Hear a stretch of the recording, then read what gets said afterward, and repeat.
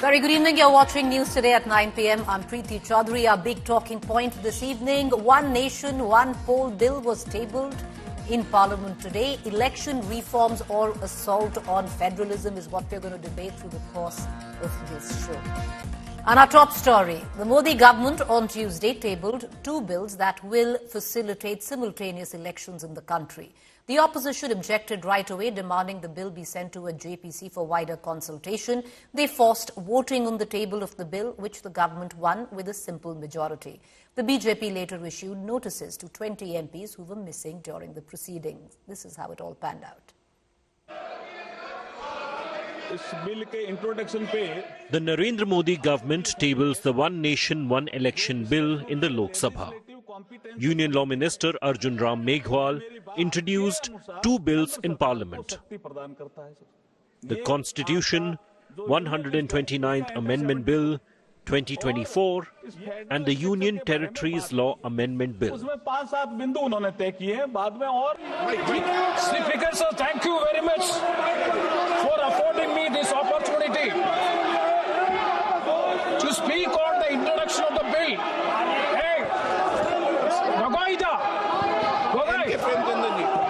The government's move sparked immediate protest by the opposition India bloc, which claimed it was an assault on the Constitution and demanded it to be sent to the Joint Parliamentary Committee for discussion. There is absolutely no way under the Indian constitutional scheme where the states are separate constituents and equal constituents, the term of the state legislatures can be made subject to the term of the national legislature. This bill violates the right to democratic self-government, which is part of Article 1419. And if a legislative assembly is dissolved, sir, and midterm elections are conducted, the tenure of that assembly will not be for 5 years, sir. This in itself is a violation of parliamentary democracy, which envisages a tenured legislature. This is completely against federalism and the Constitution of India. The centre and the states have their own tenures and terms. So I think to mix the two is not fair. This was followed by a fiery rebuttal by Union Home Minister Amit Shah. जब ये संविधान सुधार का विधेयक संवैधानिक संशोधन जब cabinet में चर्चा में आया तब प्रधानमंत्री जी ने स्वयं मंशा व्यक्त करी थी कि इसको जेपीसी को देना चाहिए। इस पर विस्तृत चर्चा सभी स्तर पर होनी चाहिए। इसलिए मुझे लगता है कि इसमें सदन का ज्यादा समय जाया करे बगैर अगर मंत्री जी कहते हैं कि इसको जेपीसी को सौंपने के लिए वो तैयार है तो जेपीसी में सारी चर्चा होगी और जब जेपीसी के रिपोर्ट के आधार पर कैबिनेट इसको पारित करेगी तब भी फिर से चर्चा होनी है। NDA allies too backed the government on One Nation, One Poll bills. I rise today on behalf of the Telugu Desam Party to express our unwavering support for the NDA's One Nation and One Election bill. Sir, our party's guiding force, Sri Nara Chandrababu Naidu ji, has always championed transformative ideas and is well recognized and respected as a visionary leader, sir. The bills were then put to voting for considering it for admission in the House. While 256 MPs voted in favour, 198 MPs opposed it. Various opposition political parties have opposed this, saying that it would put the federalism in danger and will finish off various regional players. The government has agreed upon sending these bills to Joint Parliamentary Committee. Now, we'll have to wait and watch who all are going to be the members of this crucial scrutiny committee. With video journalist Jagannath, I'm Piyush Mishra in Delhi for India Today. All right, so the big question that we asked this evening, election reform or assault on federalism? Well, the government clearly stating that this is going to be a transitional, a transformative shift, election reform. The opposition very clear that this is an assault on federalism. Does the government actually have the numbers, though, to push One Nation, One Poll? The Modi government on the front foot batting after the Maharashtra win. All of that being addressed over the course of the next 45 minutes. Joining me this evening, Mr. G. Kumar Nayak, MP, Lok Sabha Congress. I have with me Salem Dharin Dharan, spokesperson DMK, Jyotsna Tirunagari, national spokesperson TDP, Sanju Verma, national spokesperson BJP. I want to begin with the Congress spokesperson. Mr. Naik, the fact is, today the bill was admitted in Lok Sabha with 269 MPs voting in favour, 198 voting against it. The question that is posed at the back of the Ramnath Kovind report as well, committee report, is very clear, Mr. Naik, that why oppose something which could completely be a transformative shift in India? And let's hark back to the period of 1950 to 1967. We already did have simultaneous elections before the coalition era. Yeah, we did. In fact, we started off with simultaneous election to both center as well as states. But the working of the constitution and the way the states have worked and the governments have fallen, so it has given rise to not simultaneous elections. That's the way the Indian democracy has been working. This is the fundamental structure of our parliamentary democracy. So this is not transformational at all that the BJP is trying to do. But we're only, Mr. Naik, one would suggest go back to what we were doing earlier, because before coalition politics, before the era of Indira Gandhi, and the BJP also says that it was Indira Gandhi who actually led to the fall of governments, therefore disrupting the cycle. After 50 or 70 years, we are wiser the way the Indian parliament works and Indian parliamentary system works. And India is a union of states and the way the states vote. So all these things we are aware of now, and now we are very clear that this attempt to conduct one nation, one election kind of thing would be an assault on the federalism of this country.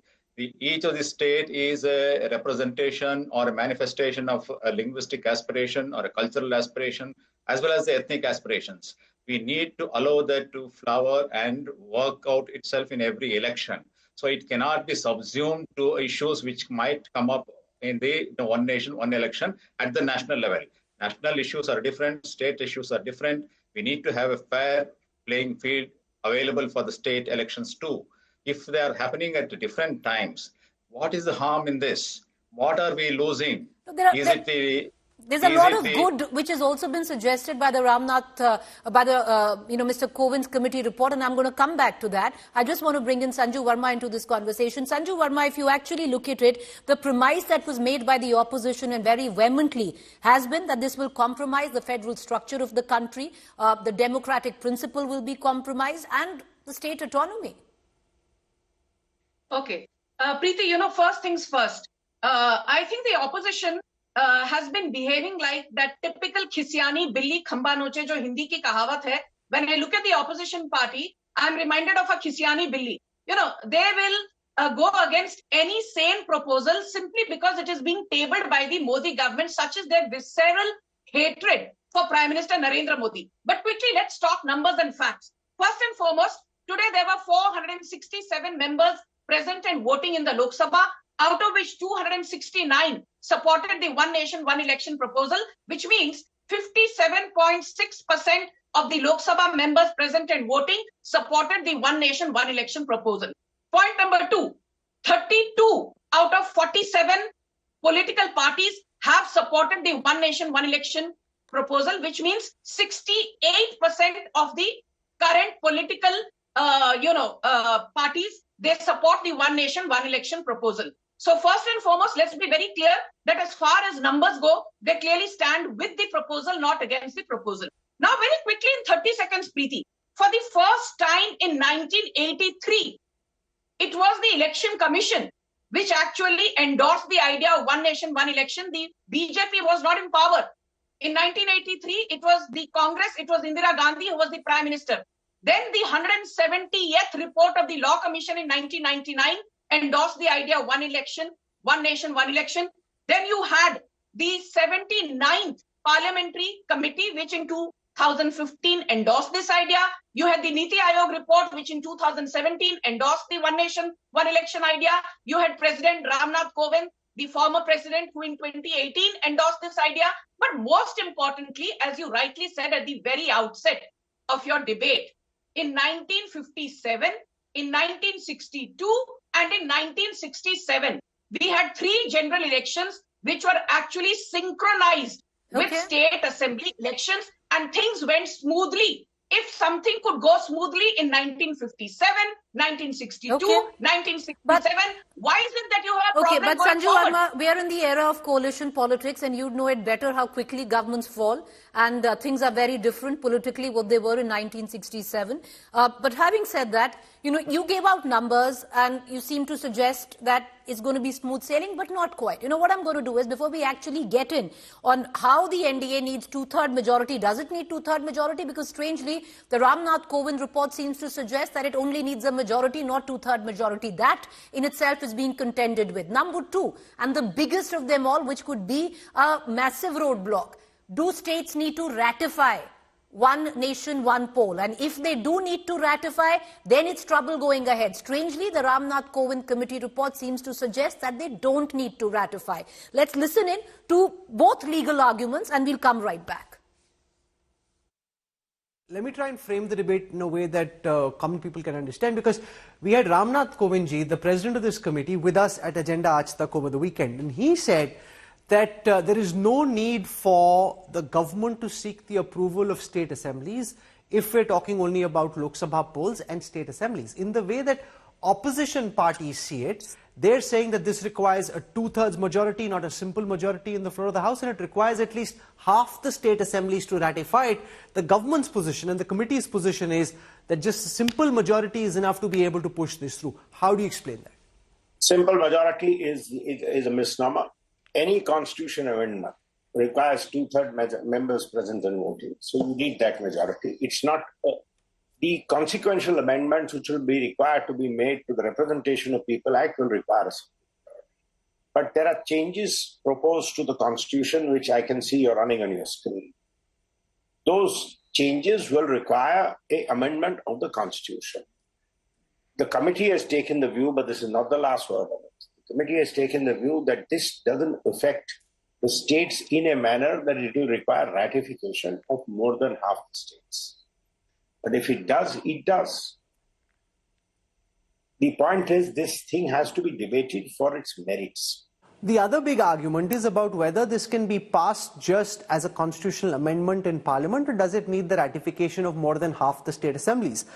Arjun Meghwal in Parliament argues that Schedule 7 of the Union List, Entry 72, empowers Parliament to legislate in elections to both the Parliament and state legislature without this requiring the ratification of the State Assembly, which is the argument Harish Salve made as well. The opposition seems to believe that it requires the approval of half the state assemblies, and that is really at the core of how this bill will get passed, if at all it does. Well, I'm quite happy the Honourable Law Minister and those who are advising him on law adopt the approach you are saying, because I think he'll be struck down in a jiffy. And I don't want to exaggerate. Just tell me in commonsensical terms, Rahul, are you changing the term of state assemblies, MLAs? Are you changing the character of state elections and further the part 19 panchayati and municipal elections? What is the answer, Rahul? Yes? Sure, yeah. Now you are changing the character at that level and you are saying you don't need an amendment at the consent of states? I don't know who is the advisor and what law they are following. My first principle of law tell me that that is going to be the first challenge and it's going to be allowed for the asking, subject to, of course, the court taking a decision. How can you even suggest that you are directly affecting states' autonomies, state elections, municipal elections, panchayati raj elections, or other forms of non-parliamentary elections, and not even seeking a state consent en masse for all the states? All right, okay, so Sanju Verma, at the back of, both those legal arguments, you might have admitted the bill in Lok Sabha with 56% MPs supporting it, but this bill is very difficult to clear because you will need, in all probability, even the likes of Mr. Salve have come out and suggested two-third majority. You don't have that. Okay, Preeti, first and foremost, let's get this very clear that, as they say, cross the bridge when you come to it, one step at a time. I think the Modi government has showcased that when it comes to willpower, determination and seeing things through and bringing them to fruition, Modi government ko koi sarpass nahi kar sakta in my lifetime. And I never thought Article 370 would be abrogated, but look, they created history. But let's come straight to the point. Yes, normally, any constitutional amendment requires not just a simple majority, it requires a 2/3 majority of the members present and voting. But I'm just reading out ad verbatim. This is not Sanju Verma. I'm reading out from just in 20 seconds.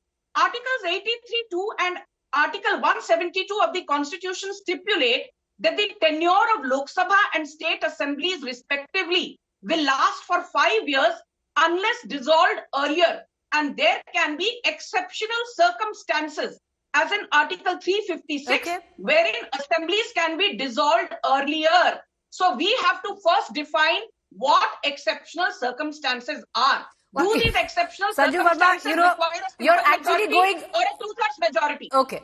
Sanju Verma, this argument is actually agar Modi hai to mumkin hai because it looks implausible otherwise. And it also looks implausible because the states would in all probability need to ratify it.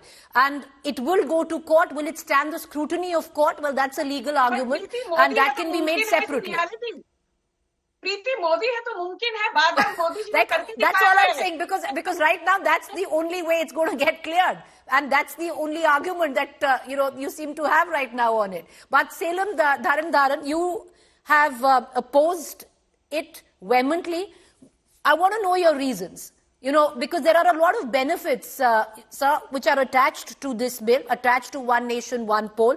It could very well be because even the committee of, the former president has come out with the fact that if we do have One Nation, One Poll, we can actually increase the GDP of the country by 1%. That's huge.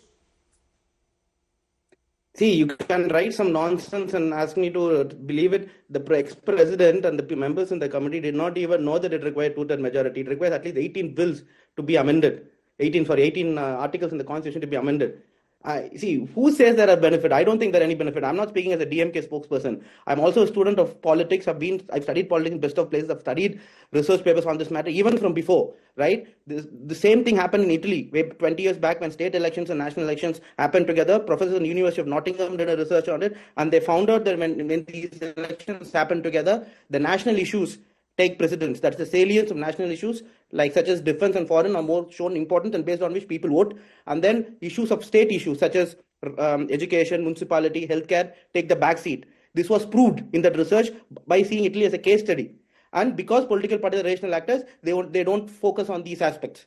That's point number one. Point number two is that state legislatives and parliaments are independent bodies. They're not together.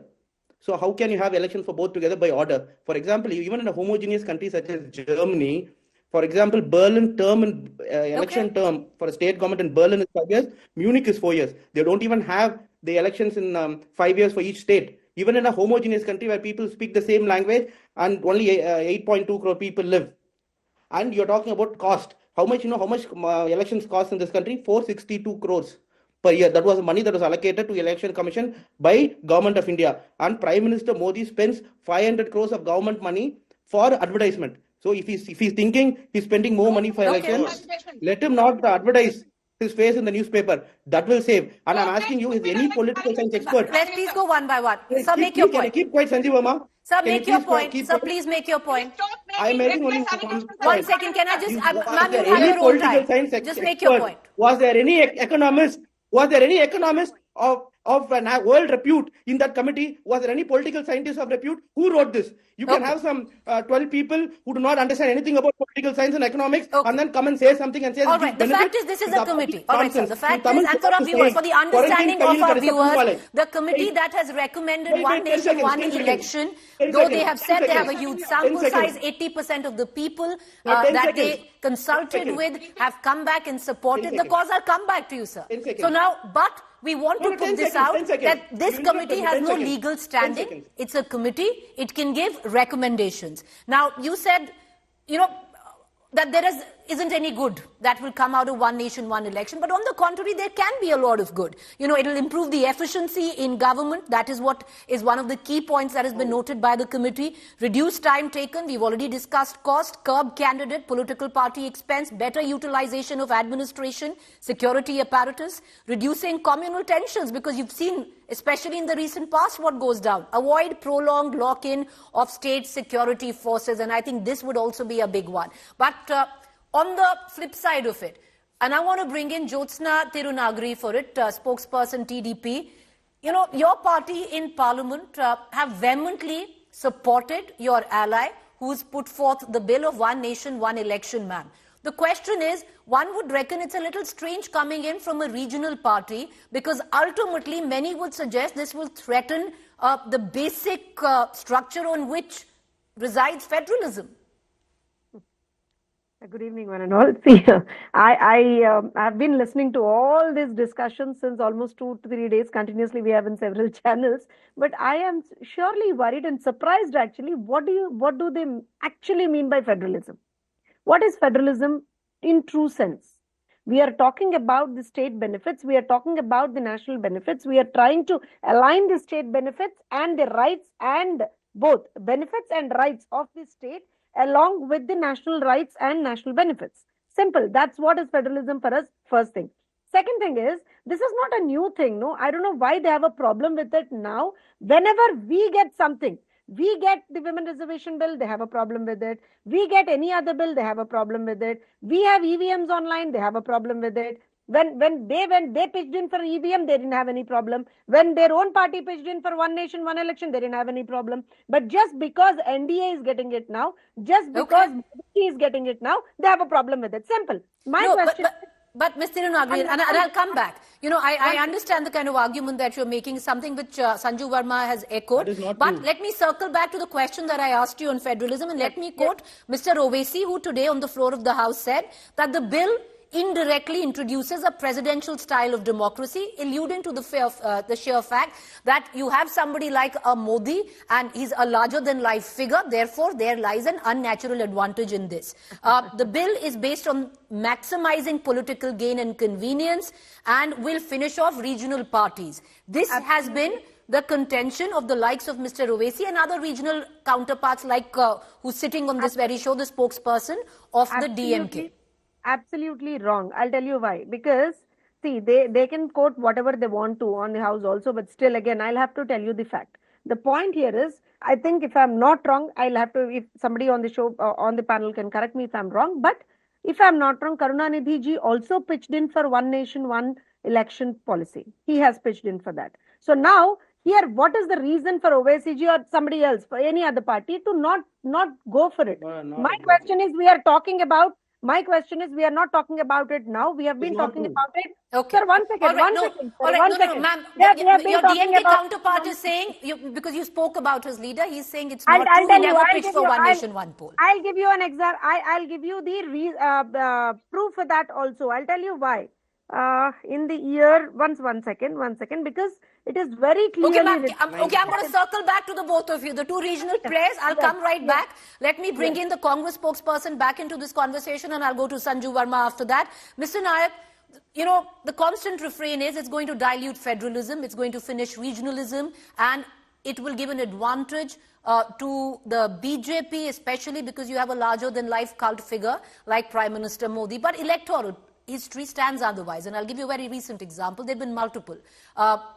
Look at what happened in Maharashtra. While the Vidhan Sabha elections took place in Nanded, you had the Mahayuti which swept those elections. But the Lok Sabha ticket on the same day in Nanded, it was the Mahavikas Aghadi which won. So contrary to what many suggest is fear-mongering, it seems, you know, one maybe needs to give a little more credit to the voters. It's happened in so many states before.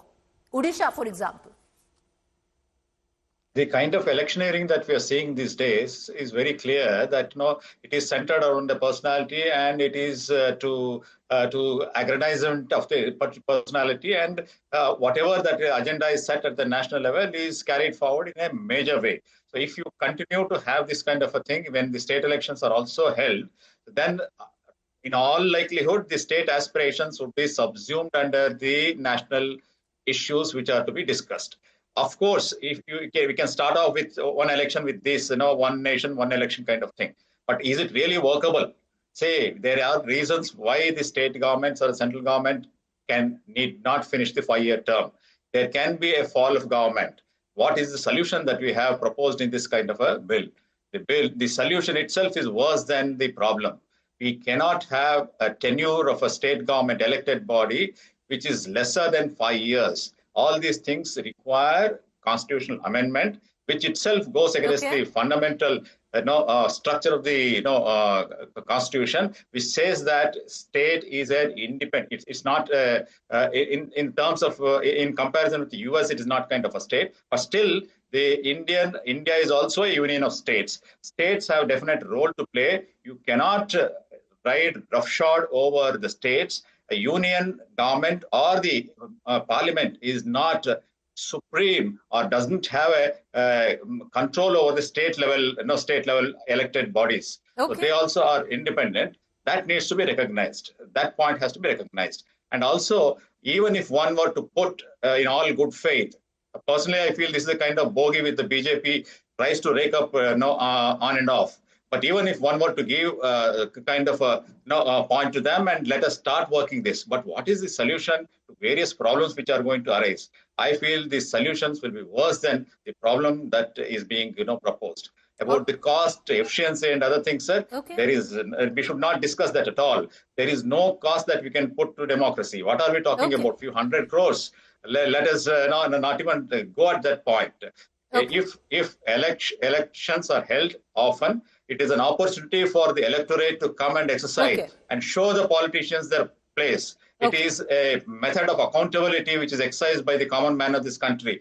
This is a valuable right of the common man. This cannot be done away. We cannot ask him to come once and do election once and for all. There is also an insinuation, especially coming in from the opposition, Sanju Verma, that seems to suggest that this is a way of pushing down on what the government wants, an authoritarian way. Why I say it is, usually committees are appointed to study a proposal and then give the feasibility of it, the pros and cons. In this case, Sanju Verma, it was different. The Ramnath Kovind committee was given a very limited mandate and tasked only with suggesting measures to implement simultaneous elections, not really to study the pros and cons or whether it's even feasible. Preeti, first and foremost, let me give this disclaimer. Forget about me being the national spokesperson of BJP. As a bona fide Indian citizen, I'm sick and tired of the charade of the Congress party and the opposition. Time and again, Samvidhan khatre mein hai, Loktantra khatre mein hai, democracy khatre mein hai. Democracy is alive and kicking. Samvidhan khatre mein nahi hai. But I will come straight to the point. The famous S.R. Bommai versus the Union of India case in 1994, but more importantly, the Sarkaria Commission, which was set up in 1983 to study center-state relations. Do you know what the Sarkaria Commission did in 1988? It studied center-state relations for 5 long years, submitted 247 recommendations via a 1600-page report, where it actually spoke in glowing terms about the need for one nation, one election. If you read the S.R. Bommai versus Union of India case also, there is an endorsement for the one nation, one election proposal because it leads to optimum resource allocation. It reduces the tax burden on the ordinary taxpayer by streamlining governance. You don't need to have the model code of conduct in place every now and then. You don't need to revise electoral rolls every now and then. You don't need to redeploy police and paramilitary personnel every now and then. But most importantly, it is this. And very quickly, I did not want to make this personal. I will still not make it personal. The DMK spokesperson spoke about Prime Minister Modi showcasing his face on advertisements and billboards. Your audience, Preeti, needs to know that today Tamil Nadu's GSDP is 27 lakh crore and the debt is 11 lakh crore. 41% of the GSDP goes into servicing of debt burden. This is the same MK Stalin government, be it Cyclone Michong or Cyclone Fengal. The Modi government gave 2,000 crores, kabhi 3,000 crore. They spent 200 crores, they spent 300 crores. और फिर यहाँ TV debate पर बैठकर victim card खेलते हैं ये लोग. Victim card खेलना बंद करो and first tell me why do you keep going to the RBI with a begging bowl? Oh, Tamil Nadu is going bankrupt, sir. हमें please और पैसा दीजिए. यहाँ बैठकर भाषण मत दो. I'll come to you, sir. Allow her to finish. Allow her to finish. All right. Senthil Balaji, your leader is out on bail within 24 hours of getting bail. Ma'am, 10 seconds, make your point. You made him a minister and the Supreme Court came down heavily on MK Stalin saying, we gave bail to this guy, we have not declared him innocent. What was the need to be in such a rush to make him minister? और आप लोग यहाँ बैठकर political morality पर ज्ञान देते हो, थोड़ी शर्म आती है या नहीं? political probity. Okay. Salem. Okay, let me cut across to Salem Dharanidharan, and he can, answer to the questions that have been posed by Sanju Verma. But, with what we were talking about, sir, there's a fair amount of good as well, and possibly the opposition needs to look at it holistically. One can understand that, yes, if you feel that there should have been a larger consensus that should have been sought, especially from political parties like yours, and ultimately, the government has made it very clear that the committee has recommended this will enhance governance, this will minimize policy paralysis, this will optimize resources. So somewhere down the line, maybe we should move towards and have an open mind of having a one nation, one election. You see, firstly and foremost, I like to reply to Sanjay Verma. It's very ironical that the national spokesperson of BJP cannot goddamn divide. As per RBI, Tamil Nadu's debt to GSDP is 27%, but remember, it was 29% when AIDMK left. We reduced it by 2%. When DMK debited office in 2011, DMK debited office in 2011, it was 18%. Can we just get the DMK spokesperson? Yeah, make your point.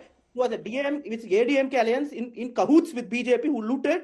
That is why debt to GSDP increased from 18% to 28%, which our finance minister from PTR to Tangam Tenasu reduced it by about 2%. Point number one. If Tamil Nadu gives 1 rupee, we only get 25 paisa back. Remaining 75 paisa goes to BJP ruled states such as Gujarat and Bihar and Madhya Pradesh. They can't govern well. That is why we have to send the money. Now she's coming and telling Tamil Nadu is begging. It's a grave insult to people of Tamil Nadu. And again, it's going away from the subject. I'll tell you this. In Tamil, there's a saying for one nation, one election. Korangin Kayil Kadeta Pumal. You know what it translates to? Flower garlands given to hands of a monkey. That is how this country is run. Constitution is given to a monkey and it's been torn and thrown into pieces. There is no single benefit of one nation, one election. I am not saying this as a DMK spokesperson, as a student of political science. Right? There is not single. And people tell me, it happened in 1947. I'll tell you, when India got independence... No, sir, it didn't just happen in it didn't happen in 1947. From 1952 through 67, the subsequent elections that were held, it happened there. One point. I'll come to you, ma'am. Let him finish. I'll come to you, Ms. Tirunagri. Yes, sir, 10 seconds, make your point. See, when India got independence, elections happened in 1952 because all the states as well as the country was new because we're getting independence. So the elections will have to be conducted at once. You can't have national elections in 52 and 53 for Tamil Nadu, 50 for Andhra Pradesh, right? It has to happen at once. But the real reason, sir, the reason why elections started happening then through the course... No, 1 second. Why we moved away from one nation, one election wasn't because we were a nation state, because then the era of coalition politics and governments falling started and it was difficult. Therefore, the pattern set in. All right. You're not letting me complete. Sir, please complete. 10 seconds. 10 seconds, sir, complete. The simultaneous election was not by design, it was by chance because country got independence. That's the point one. And I will ask only one question to the viewers and as well as to other panelists. What happens if a state government is dissolved for some reason or the other after 3.5 years or nearly 4 years? What happened? Because for 1.5 years you will have the next government and then the elections will take place as per the bill. As per the bill. I'm just quoting what the bill says. All right, okay. I want to go to Jyotsna Tirunagri. Sir, sir, please come down. Everyone, sir, you've had enough time. There's a panel. Allow the panel. I want to go to Jyotsna Tirunagri. Jyotsna Tirunagri, the contention is also very clear, which comes from the opposition, that there is an attempt of uniformity, which this government wants, primarily the BJP. They want one nation, one election, they want one language, ultimately they'll want one leader or one party, even to the extent that the opposition is going on to. The question is, as a regional party, and you are a regional party, are you not threatened? Absolutely not. I'll tell you why, because that's their perception. That's their perception. I'll give you a small example. In Nenjuku Niti, that is the autobiography of Karunanidhi ji. In 1971, DMK led by Karunanidhi ji very clearly pitched in for simultaneous poll. They very clearly pitched in, and they were also a regional party. Even today we are saying, unconditionally we are supporting this because we know the benefits of it. And again, it's not, see, we are open for discussions again. Didn't we just say that we are open for discussions? We said, okay, once it comes onto the floor of the house, if you have any problem, we'll even send it to the JPC. That's what we said. But they just simply, as I said earlier, Preeti, they just want to oppose it because India is getting it. Simple. All right. Final comments, 20 seconds each. Can I please bring in Mr. Nayak back, the Congress spokesperson, sir? 20 seconds closing comments. One nation, one election. It is a typical of BJP to bring up bogies like this and divert the attention of the country and the people from major issues which are haunting the economy of this country, unemployment, price rise, and things like that. The idea that now we can save just money by conducting elections together is a sham, because democracy and development go hand in hand. They are not mutually exclusive. Deepening democracy means development. All right. Sanju Verma, 20 seconds. Sir, I need to cut you short. I'm running out of time. Sanju Verma, 20 seconds. Preeti, I think after the 102nd constitutional amendment, which was about giving, the National Commission for Backward Classes constitutional status, and after the 106th amendment, which was about 1/3 reservation for women in Lok Sabha, I think the third most historic decision is the 129th amendment pertaining to one nation, one election. And I always say, be it one nation, one tax via GST, one nation, one ration card, one nation, one constitution by abrogating Article 370, or one nation, one subscription. Modi hai to mumkin hai. Okay. All right. Okay. May I please get the DMK spokesperson? Sir, 20 seconds. Go ahead. Yeah, I think firstly and foremost, one nation, one election, Horrendous idea is absolutely not feasible. It is a BJP's idea to rule states through backdoor, because dissolve the state governments 14 months before end of the term. You can't have an election because it's not possible, and then have presidential rule happen. We will not let it happen, because 18 articles have to be amended, which is not possible. So I don't think it's going to happen. It's a very bad idea for the country. Nowhere, even Commonwealth countries, right, which follow Westminster system, do not have one nation, one election. Smaller countries, very small countries, even like New Zealand, they don't have one nation, one election for their states. May I please get the TDP spokesperson? Ma'am, 20 seconds and I'm moving on.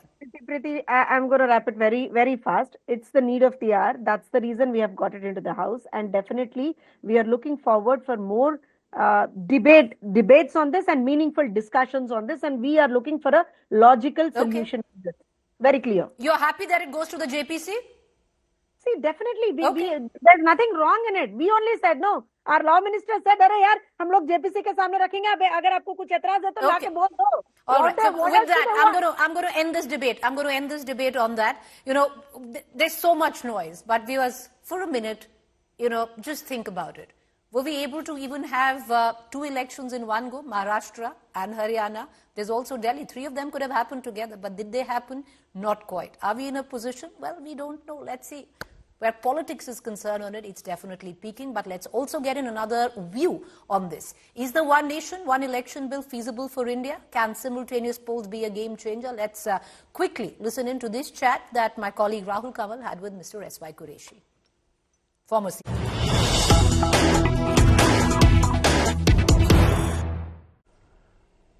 So we've heard from constitutional experts on both sides of this legal debate about whether one nation, one election can be passed in the way the government envisages this. Now, for a perspective from a former Chief Election Commissioner, I'm joined by S.Y. Qureshi, one of India's best-known former CECs. He's been talking about the problem in not having enough EVMs, enough VVPATs, which would be a very humongous exercise, he argues, before we can get one nation, one election going. Dr. Qureshi, welcome. I was reading some of your past comments objecting to the way the government was trying to introduce one nation, one election. I was wondering, why is that such a big deal? If the government decides it wants to do one nation, one election, the Election Commission has enough time between whenever this bill does get passed in Parliament and the next election to actually just produce more VVPATs, to produce more EVMs. So what's the big deal as far as that is concerned, as far as you're concerned? Well, Rahul, I would take you back to the original proposal, which was mooted in 2013. And the arguments were that there is a repeated election means a lot of money involved, cost involved, and the time it takes, and which leads to dislocation. Let us come back to those arguments only. Now, reducing costs, of course, if 3 elections will mean managing the election 3 times, then the cost of the last election, as we saw in the media, was about 4,500 crores. For a country of India's size, which is 90 countries rolled into one, what is 4,500 crores for our democracy? So that is not a great argument. The real expenditure is by the political parties and the candidates. And I have been saying that, yes, if you want to bring down the cost, why don't you look at the alternative? Nobody, for 10 years I've been saying it, not one line of response. And my suggestion is, there is a ceiling on the expenditure by a candidate for a good reason, by law, to create level playing field. But for some reason, there is no the cap on the expenditure by the political party. For Lok Sabha election, you can spend 95 lakhs, but your party will spend 5 crore, 10 and 20 crores on you. Not only does it disturb the level playing field, that is... But जो भी खर्चा होगा एक बार में हो जाएगा ना. Whatever they have to spend, they'll spend once instead of spending again and again, separately for Lok Sabha, separately for Assembly. All that will get spent in one go. No. There are many other arguments because I had once heard BJD MP, now in the BJP, Bhatri Mehta. He said, we have been discussing, ask the people what do they want. Most people have only one power of vote. And because of that power, a politician comes to their door again and again. Now he will come to them he will not come to them for 5 years. And we have seen so many times people putting up posters, Gumshuda ki talash, missing, wanted, because they never come back. So to increase the accountability of politicians, to give the people some sense of power. So that is the very important thing which we cannot ignore. No, but Ramnath, we had the former president with us at Agenda Aaj Tak over the weekend. I had a long conversation with him and he said that the GDP of this country could go up by an additional 1 to 1.5% if all elections were held in one go, and then the government has 5 straight years to deliver on its promise of governance, both at the centre and the state. No, just a minute. I don't know the economics because I'm not an expert. Some economists will either confirm or deny that figure. I'm only on the subject of practicality. From the Election Commission point of view, it is very, very convenient that the voter is the same, polling booth is the same, the machinery which organizes it, the district administration and the security are all the same. So you go and press the machine, 3 machines at the same time. And then the election commissioners go and play golf. But comfort of election commissioners is not the consideration. And suppose, secondly, is to say that everything comes to a standstill. If election is happening in Ghaziabad, sitting in Delhi, are you affected? Not at all. No, but a lot of the ministers and opposition leaders end up then spending their time campaigning for those elections. Yes, but again, there is a lot of criticism that even if there is a panchayat election, why should the top leaders go there and campaign? So their job is to administer, so they are running away from their duty just to campaign. There is enough campaign machinery available. And the local leaders who are there, why should they be all going from Delhi to campaign? But wasn't this the way it was meant to be between 1951 and 1967? We had one nation, one election. It's a distortion or a corruption of the process that crept in over the years. Now the government's trying to fix that for once. Well, just a minute. Rahul, I've heard this 100 times that till 67, actually it was 57, but till 67, that was the norm. That is history. I accept that. But what happened subsequently is also history. Why did it break down? Because the state started falling for different reasons. That will happen again. You remember Vajpayee government fell in 13 days. Yes, suppose we have created a situation of simultaneous election and Lok Sabha falls short of majority in 13 days or 13 months. So what will happen to all the states which have gone to the poll? So that's nothing will happen to the states, sir. I think Mr. Kovind spoke about this very clearly. Just in the one state where the government falls for whatever reason, or the government, that election will be held again. The other governments will stay and complete their 5-year term. When this state government falls, that other election, the new election, will be for 2-3 years or whatever is left till the next Lok Sabha election. That's the way that they're planning it. No. But what I said was the other thing, that suppose the Lok Sabha falls, then what happens to the 28 states? You want simultaneous election. What happens if Lok Sabha... No, then the Lok Sabha will be held for the 4.5 years or for 3 years, 2 years, whatever, and the state assemblies will continue as is. No, so then where is the simultaneous election? Because Lok Sabha election will have to be held where if it falls in one month... Only once, then it will be back to the same track. So if a distortion gets created, there's a fresh election, wherever the distortion gets created, and it's only a one-time distortion, it gets fixed again the next time. All right. Now, the Kovind committee also said that if the state falls, there will be an election. Yes. So that also throws the simultaneous election for a 6. Except it No, will but be for how? the remainder. Let's No, assume the listen to Madhya Pradesh government falls. There's a fresh Listen to election me. in Madhya Pradesh. That new election will be for 2.5, 3 years or whatever Yes. period is left. And then they'll be back to having the state assembly election along with the Lok Sabha elections in Madhya Pradesh for both. But the downside of this is that if the government falls, the election will happen, except it will be for a truncated term. Correct. And people will be spending crores of rupees for the truncated term of 1 year or 2 years or But 3. out of 29 state assemblies, this may happen in 2 or 3 states, maybe a little more, little less. But in the others, you won't have these constant disruptions. No, constant disruption. I totally deny constant disruption. I strongly suggest you and your viewers to download the Model Code of Conduct, which is what disrupt the functioning. Now, Model Code stops only one thing: no new scheme to be announced. Why is it that all the new scheme ideas come to the mind of politicians only 2 weeks before the election? They have been in power for 4 years and 11 months, and nothing strikes them. Suddenly, they want a new idea to seduce voters, and then they blame the Election Commission and the Model Code. And secondly, if they are sincere about the Model Code, why have they been separating the elections which used to be simultaneous? Why did only 4 states were to go to poll? They could have been held with Lok Sabha. And what was the reason? Kashmir requires special security. Some bahana or the other, they were not. They were separated.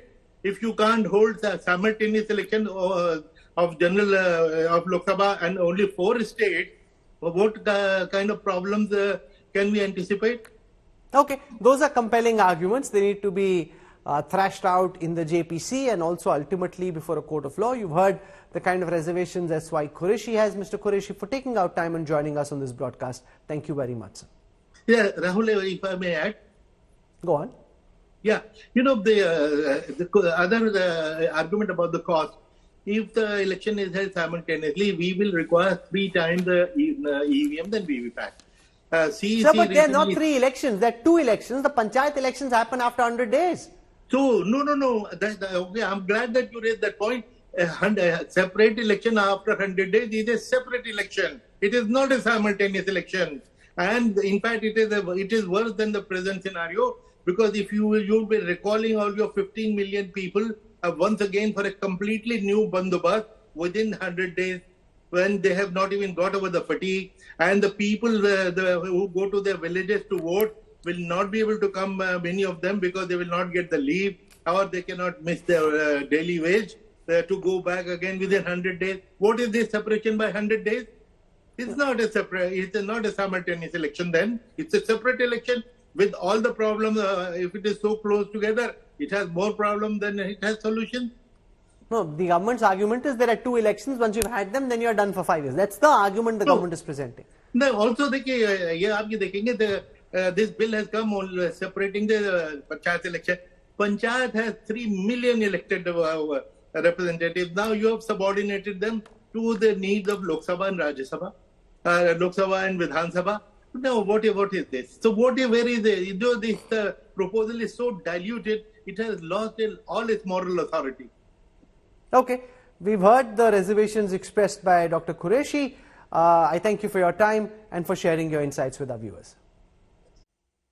All right, so one nation, one elections is a debate that we're going to be having for a fair long time. But let's quickly move on what's happening currently in Parliament. And it is Congress MP Priyanka Gandhi's bags that are becoming the talk of the town in not just the Parliament corridors. First, it was a message for Palestine. Now it's for Bangladesh. The BJP, of course, going after Priyanka Gandhi, triggering a strong rebuke from her as well. From masks to specially designed bags, the opposition is devising innovative ways of protest ever since the winter session of Parliament began. A day after her handbag featuring the word Palestine sparked controversy, Priyanka Gandhi Vadra arrived with a new bag with a slogan highlighting the plight of minorities in Bangladesh. The Congress MP's use of bags to take a stand inspired other opposition MPs to follow suit.